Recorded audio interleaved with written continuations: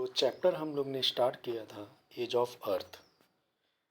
तो इस चैप्टर में देखो, इससे पहले चैप्टर में हम बात कर रहे थे यूनिवर्स की, कि प्लैनेट्स कैसे बने, अर्थ का एग्जिस्टेंस कैसे हुआ। इससे पहले जो काफ़ी सारे हाइपोथेसिस हम लोग ने पढ़ी हैं, तो हम लोग इसी बारे में बात कर रहे थे कि एग्जिस्टेंस कैसे हुआ इस यूनिवर्स का या प्लैनेट्स का, सन का। तो लेकिन अब इस चैप्टर में हम लोग पढ़ रहे थे, मतलब कि कुछ टॉपिक मैंने कवर करा दिए इसमें। हम लोग पढ़ रहे थे कि एज ऑफ अर्थ, कि अर्थ का जो एज कितनी है। तो इसमें भी डेफिनेटली कुछ हाइपोथेसिस थी और कुछ कुछ साइंटिस्ट या रिसर्चर ने अलग अलग लॉजिक देकर अर्थ की एज को बताया कि अर्थ कब से है। तो एक रिलीजियस कॉन्सेप्ट है जिसमें हिंदू ग्रंथ के बारे में, ग्रंथ से एक श्लोक लिया गया है और वहाँ से बताया गया कि ये अर्थ कब से है और इसका जन्म कब से हुआ। तो अराउंड 2 बिलियन ईयर्स हम लोग ने पढ़ा था ये। फिर ओशैनिक सैलिनिटी की, जो समुद्र का पानी जो खारा है, नमक, वो धीरे धीरे धीरे खारा होता गया। तो अब जितना उसका खारापन है, जितना उसका नमक है, सॉल्टी है, उसके रेट को हमने कंपेयर किया एक फार्मूले से यहाँ पर। उससे टाइम पीरियड निकाला, और टाइम पीरियड निकालने की से ये हमें पता चला कि जिस तरह वो आगे और भी उसकी सैलिनिटी बढ़ेगी, उसका जो सॉल्ट जो है वो बढ़ेगा, तो धीरे धीरे बढ़ रहा है, धीरे धीरे बढ़ रहा है। तो ये कितने साल अब तक के कितना बढ़ चुका है वो, उसका नमक, उसका खारापन। तो वहाँ से हमने पता करने की कोशिश की कि इट्स अराउंड 2 बिलियन ईयर्स।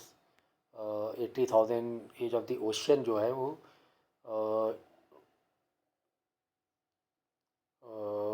चलो ये ज़ीरो पढ़ लो, ठीक है ना।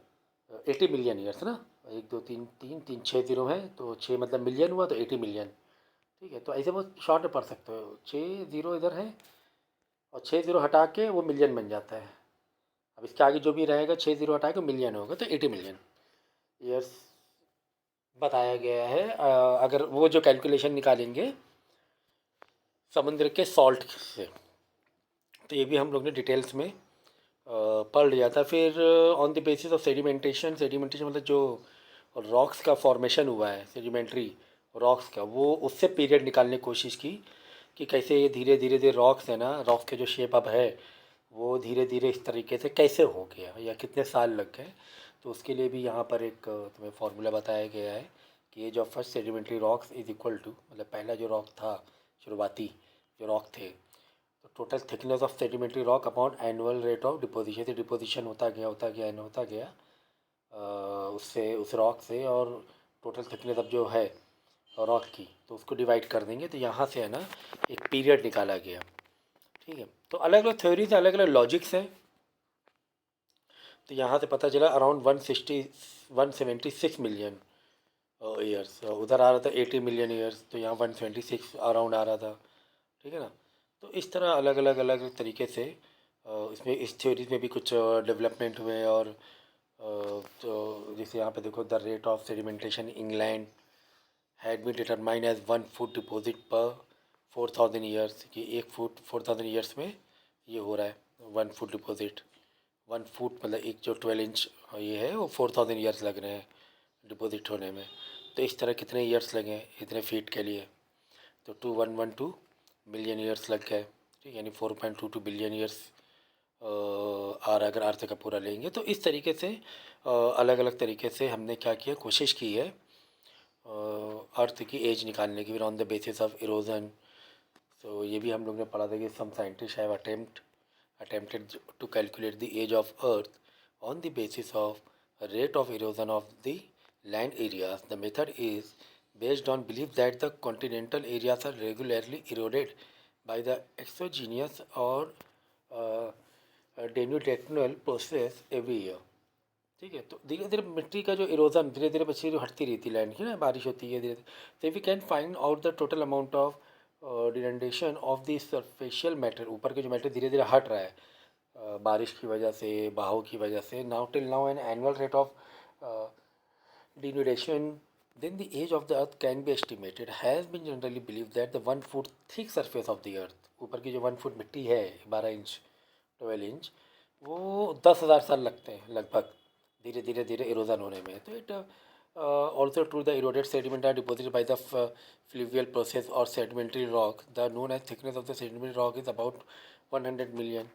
Thus, based on above fact, the following calculation can be made. तो इसमें भी कैलकुलेशन तुम्हें दी गई है. हाँ, तो वो कैलकुलेशन से निकालने की कोशिश की गई है कि एज ऑफ द अर्थ कितनी होगी. एग्ज़ाम में कोई फॉर्मूले तो नहीं आने वाले, लेकिन थ्योरी ज़रूर आती है, तो थ्योरी आपको याद होना ज़रूरी है. तो यहाँ पर देखो 10.5 बिलियन ईयर इरोजन के हिसाब से बताया गया. तो this estimation is not acceptable because age of the earth may not be so much in any case. तो इसको एक्सेप्ट नहीं किया कि यार इतना नहीं हो सकता है, क्योंकि बाकी दूसरे जो मेथड और दूसरे लॉजिक जो थे वो कुछ और ईयर बता रहे थे, कुछ ज़्यादा फ़र्क हो गया. This method also suffers from numerous inherent defect. The rate of erosion varies both specially and temporarily. तो भाई हर जगह अलग अलग तरीके से इरोजन होता है, अलग अलग जो रीजन होते हैं, ठीक है. तो वहाँ पे अलग अलग तरीके से इरोजन होता है रेट. तो आप कैसे उसको एक यूनिवर्सल ले सकते हो. तो ये भी एक एक्सेप्टेबल नहीं हुआ, मतलब वीक थ्योरी थी ये. फिर tidal of the basis of the tidal force of the moon. Moon के जो टाइडल फोर्स है उससे एक अंदाज़ा लगाया गया कि एज ऑफ द अर्थ किस हिसाब से या कितनी हो सकती है. The age of the earth based on the tidal force of the moon is calculated in a variety of ways. First method is commonly believed that the moon was originated from the earth. तो पहले तो ये बताया कि जो moon है वो अर्थ से निकला हुआ है, जैसे कि हम लोग ने इससे पहले जो यूनिवर्स की जो थ्योरीज थी प्लैनेट्स की, उसमें देखा था, समझा था. Because it is her satellite as the moon from the earth, because it her satellite as the moon revolve around the earth. क्योंकि मून क्या कर रहा है, अर्थ के रिवॉल्व कर रहा है. तो ये बताया गया कि अर्थ से निकला होगा ये थ्योरीज है. So has been refuted as many scientist claim that the moon is now satellite of the earth. If this is so, the moon might have been very close to the earth at the time of the birth from the earth and tidal friction of the moon might have been maximum. तो ये बताया गया था कि पहले जब moon अलग हुआ अर्थ से, अर्थ का पार्ट था, तो बिल्कुल क्लोज, बिल्कुल पास में रहा होगा शुरुआत में, ठीक है ना. उस टाइम टाइडल फोर्स की बहुत ज़्यादा थी, बिल्कुल क्लोज था. लेकिन धीरे धीरे टाइडल फोर्स है ना वीक होती गई, तो ये धीरे धीरे धीरे दूर दूर होता चला गया. तो if this is so, the moon might have been very close to the earth at the time of the its birth from the earth, and the tidal friction of the moon might have been maximum.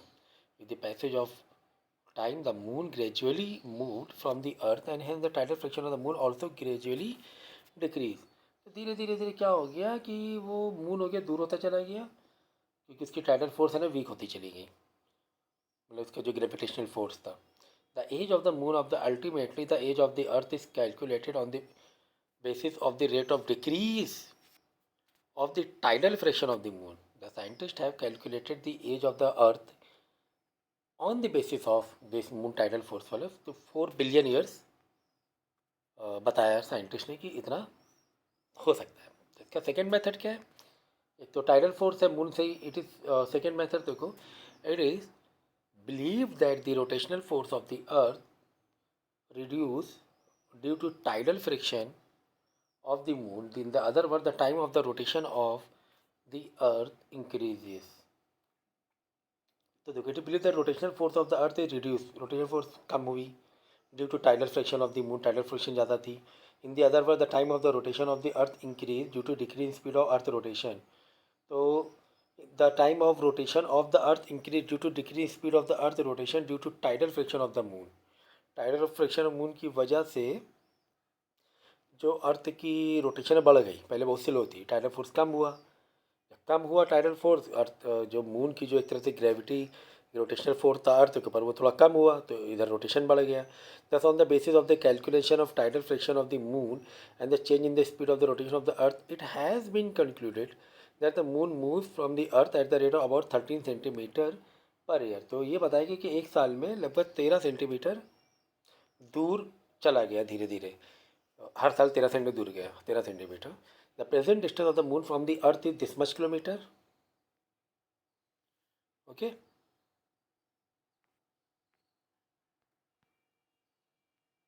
thus the moon would have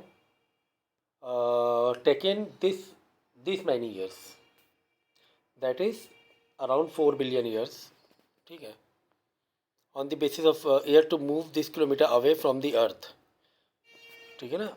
384,000 kilometre है ना moon हमारा हमसे, अर्थ से। तो इतने साल लगे। On the basis of the age of the earth had भी एस्टिमेट, तो एस्टिमेट किया कि चलो 4,000 तक के 4 बिलियन ईयर्स हो सकता है, जबकि उसमें 3 लाख आ रहा है समथिंग।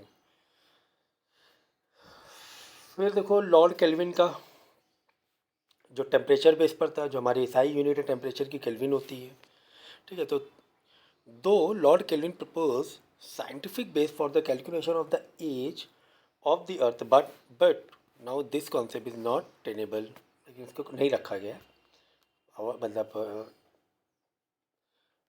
ऑथेंटिकेटेड नहीं है ये, इसका जो कॉन्सेप्ट बताया गया इसमें। So he has suggested to calculate the age of the earth on the basis of the rate of the cooling of the earth, on the average temperature uh, increase with the increase of depth of the earth, increase depth of the earth at the rate of 1 degree Celsius पर 32 metre. तो यही बताया गया temperature base पर कि अगर हम अर्थ के डेप्थ में जाएंगे, अंदर जाएंगे, खुदाई करेंगे समझो एक तरीके से, तो हर 32 मीटर पर, जैसे 32 मीटर गहराई में जाएंगे 1 डिग्री बढ़ जाएगा, फिर और उसके गहराई में जाएंगे फिर और डिग्री बढ़ जाएगा, इससे टेम्परेचर नीचे नीचे बढ़ता जाएगा। So there is very high temperature in the core of the earth, consequently there is continuous transfer heat from the core of the earth to its outer shell, from where heat lost to the atmosphere through the mechanism of radiation। तो radiation तो पता ही है ना आपको, radiation से क्या होता है कि जो हीट ट्रांसफ़र होती है उसके लिए किसी तरह की मीडियम की ज़रूरत नहीं पड़ती होती है ना।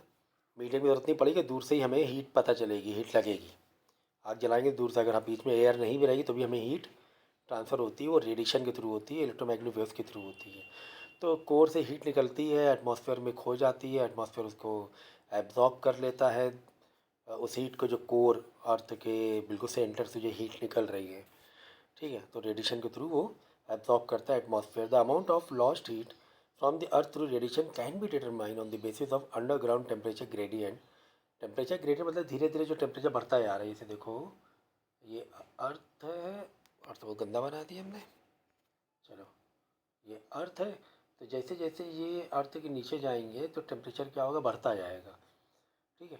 तो ग्रेडियंट का मतलब वो हुआ कि जैसे यहाँ पर 27 है, फिर 28 धीरे धीरे करके 4000 5000 टेम्परेचर, फिर और अंदर जाएंगे, तो ये ग्रेडियंट मतलब स्लोप ऐसी आ रही हो, धीरे धीरे बढ़ना, जो चेंजेस होता है उसे बोलते हैं gradient. Thermal conductivity of the crust rocks and surface area of the earth.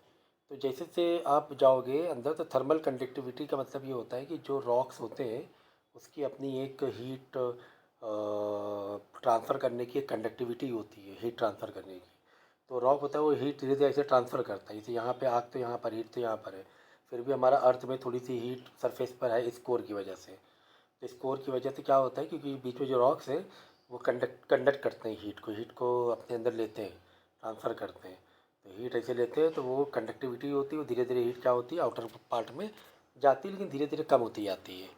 तो आउटर पार्ट में थोड़ा इतना हीट लगता है, मतलब फिर सर्वाइवल ही कैसे हमारा होता, कोर में तो बहुत ही ज़्यादा है ना। So the time of the solidification of the earth crust can be found out of the basis of the rate of the loss of the heat from the earth crust. Based on the above consideration, Lord Kelvin assumed that the whole earth was solidified at the temperature of 7000 Fahrenheit. Thus the outer part of the earth solidified, धीरे धीरे ऊपर का जो part है वो solid होता गया, क्योंकि जब पिघल पिघल कोई चीज़ को गर्म करो धीरे धीरे धीरे धीरे, तो क्या होगा, वो सॉलिड होता जाएगा, ठीक है ना, ठोस बनता जाएगा। तो आउटर पार्ट क्या ठोस बन गया है। Cooling on the cooling about 4 billion 40 million, 60 हटाओ 40 मिलियन आया, 60 हटाने के बाद जो बचेगा मिलियन हो जाएगा। तो सबसे शॉर्ट ट्रिक बता रहे हैं, ठीक है ना, 60 हटा दो, जो बचेगा वो मिलियन में हो जाएगा अगर बड़े नंबर दिखे तुम्हें तो। ठीक है। But this little age of the earth can not be accepted, 40 million बहुत कम दिखा रहा है उसके हिसाब से। So it may be pointed out that the radio activity element were not discovered at the time of the postulation of Kelvin's concept of determination of age of the earth. Heat generated due to disintegration of the radioactive mineral, thus the heat of core of the earth is increased. Lord Kelvin did not consider the fact in his concept that the concept is not acceptable. तो ये acceptable क्यों नहीं हुआ? क्योंकि तो पहले तो यही हुआ था कि it may be pointed out the radio active element were not, उस टाइम रेडियो एक्टिविटी अब केल्विन ने दिया तो उस time radio activity element discover नहीं हुए थे। Either a postulation of Kelvin's concept of the determination of the age of the heat is generated due to the disintegration of radioactivity mineral. Heat जो generate होती है actually में radio activity जो minerals होते हैं उसको उसको तोड़ने से होती है heat generate. The heat of the core of the earth is increased. Lord kelvin did not consider this fact. तो वो अब कोर जो अर्थ कोर की हीट इंक्रीज़ कैसे हुई ये केल्विन ने बताया नहीं, क्योंकि हीट इंक्रीज़ होने का रीज़न क्या होता है? Radio activity mineral. और रेडियो एक्टिव मिनरल उस टाइम तो केल्विन के टाइम तो डिस्कवर्ड ही नहीं थे, इसीलिए वो एक्सेप्ट नहीं किया गया था। अब on the basis of radio activity elements के बारे में देखो, the method of the calculation of age of the earth is basis of radio activity element. Radio active element क्या होते हैं? जो हीट रिलीज़ करते हैं बहुत ही ज़्यादा हाई अमाउंट पर, वो उनको बहुत जो जिनको एनर्जी बहुत होती है, इनके पास एनर्जी से यूरेनियम बहुत एनर्जी, यूरेनियम से परमाणु बम बनाए जाते हैं, एटम बम बनाए जाते हैं, ठीक है ना, बहुत एनर्जी होती है। तो वो रेडियो एक्टिव एलिमेंट्स होते हैं has gain maximum success in the modern scientific world because this method is more convincing than other methods. So radio activity element generate heat after their disintegration. This fact was first discovered by the Pierre Curie in the year 1903 while renowned scientist Rutherford presented, Rutherford बहुत बड़ा scientist है, इसने बहुत सारी चीज़ें atom से related चीज़ें बताई हैं, base presented his scheme of the calculation of age of the rocks on the basis of the radioactivity elements in 1904 uranium thorium etc contain maximum amount of radioactivity element then। ठीक है, बहुत ज़्यादा इसके अंदर radio activity होता है uranium में, thorium में। तो uranium thorium found in all types of rocks, थोड़ा बहुत तो हर रॉक्स में पाया जाता है। Their amount very significantly from one type rock to other, किसी में बहुत ही कम, बिल्कुल नहीं बराबर, किसी में थोड़ा ज़्यादा। When the rocks are disintegrated the radio activity elements are, और अब वो रॉक्स जब टूटेंगे डिसइंटीग्रेट होंगे तो रेडियो एक्टिव एलिमेंट्स भी डिसइंटीग्रेट होंगे उसके अंदर, एंड डिकेड मतलब वो रिलीज़ करेंगे in the process emit different types of rays which generate heat. तो जब वो रॉक टूटेंगे तो वो हीट मतलब रेडियो एक्टिव जो मिनरल्स हैं वो हीट छोड़ेंगे। Radio radioactivity radio rays या ऐसे बोल सकते हो आप, उसके अंदर की जो हीट होती है जो कि रेडियो एक्टिविटी फॉर्म में होती है वो रिलीज़ करते हैं, तो उससे हीट बढ़ती है। तो इस तरह अर्थ की हीट क्या होगी, अंदर इंटीरियर अर्थ के अंदर बढ़ती गई, क्योंकि वहाँ पे रेडियो एक्टिविटी चालू है। तो when uranium is disintegrated it is change into a lead because of excessive heat generated during its disintegration। तो जब वो यूरेनियम डिसइंटीग्रेट होता है तो हीट छोड़ता है, हीट छोड़ने के बाद वो लेड में कन्वर्ट हो जाता है, क्योंकि वो हीट उसने छोड़ दिया ना, हीट रिलीज कर दी। If we can know the time of the transformation of uranium to lead we can easily find out the time of the formation of uranium and radioactivity elements. It may be pointed out that uranium after being disintegrated generates alpha particles. Thus, the rate of metamorphism of uranium into lead can be determined by the counting the alpha particles coming out from the rocks. It is estimated that 1/67 part of uranium is changed into lead in 100 million years. It may be pointed out that the quantity of lead in different rocks vary significantly, hence the lead of different rocks were transformed in different times. In spite of this problem, the exact quantity of lead present in each rock is determined on the basis of available scientific techniques. Based on the above consideration, has been concluded that the radioactivity minerals were present at least 1500 million years BP before present, उससे पहले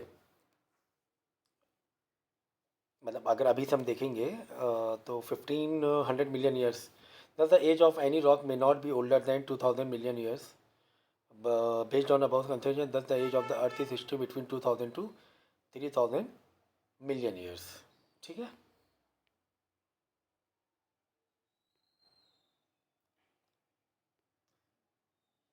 लेकिन अब इतना हो सकता है क्योंकि 100.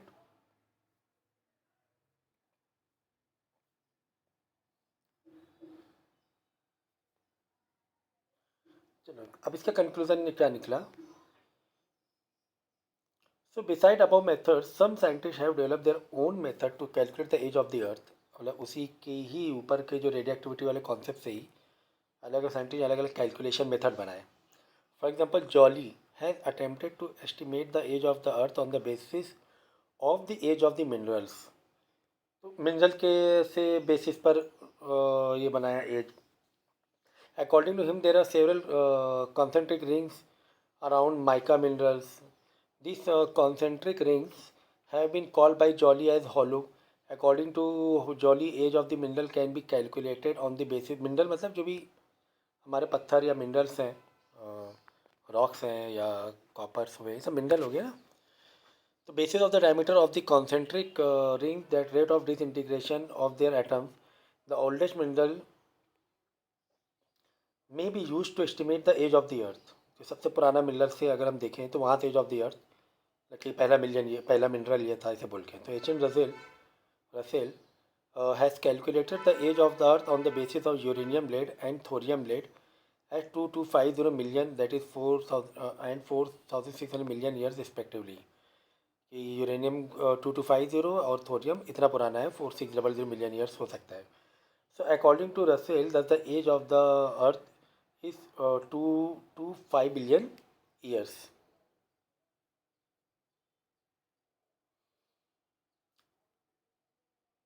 The biologist क्या अलग था. The biology have calculated the age of the earth on the basis of.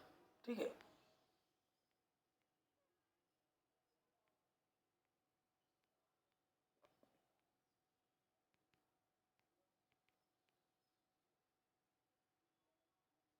ठीक है, ये जो कंक्लूज़न है ये ऊपर के जितने भी हैं, नॉट ओनली रेडियो एक्टिविटी, मतलब सभी के एग्जाम्पल दिया जो जो हम लोग ने पढ़ा अभी तक के.